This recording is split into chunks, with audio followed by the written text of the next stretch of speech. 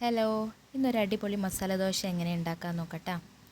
അതിന് ഒരു ചട്ടിയിൽ വെളിച്ചെണ്ണ ചൂടാവുമ്പം കടുക് പൊട്ടിക്കുക, കുറച്ച് ഉഴുന്നിട്ട് പൊട്ടിക്കുക, പിന്നെ ഒരു മീഡിയം സൈസ് വലുപ്പത്തിലുള്ള വലിയുള്ളി ചെറുതാക്കി കട്ട് ചെയ്തതാണ്, അതൊന്ന് വഴണ്ടി വരുമ്പം ഇഞ്ചി വെളുത്തുള്ളി ചതച്ചത്, ഒരു പച്ചമുളക് ചെറുതാക്കി അരിഞ്ഞത്, കറിവേപ്പില, പിന്നെ ഒരു ചെറിയ തക്കാളി ഇട്ട് കൊടുക്കുക. ഇതൊക്കെ ഒന്ന് വഴണ്ടി വന്നതിന് ശേഷം ആവശ്യത്തിന് മഞ്ഞൾപ്പൊടിയും ഒരു സ്പൂണ് ചിക്കൻ മസാലയും ഇട്ടെടുക്കുക. പിന്നെ ഉപ്പും മഞ്ഞളും ഇട്ട് വേവിച്ച് ഉടച്ച് വെച്ച ഉരുളൻകിഴങ്ങ് ഇട്ട് കൊടുക്കുക. ആവശ്യത്തിന് ഉപ്പും കുറച്ച് വെള്ളം ഒഴിച്ചിട്ട് ഒന്ന് തിളപ്പിച്ചതിന് ശേഷം മല്ലിച്ചപ്പ് അരിഞ്ഞതും ഇട്ട് കൊടുക്കുക. പിന്നെ തവ വെച്ച് നമ്മൾ ദോശമാവ് ചട്ടിയിലിട്ട് പരത്തിയിട്ട് നെയ്യ് ഒഴിക്കുക. പിന്നെ നമ്മൾ ഉണ്ടാക്കി വെച്ചിട്ടുള്ള മസാലക്കൂട്ട് ദോശയിലിട്ടിട്ട് ഒന്ന് ഇതേപോലെ ഒന്ന് മടക്കി വെക്കട്ടെ.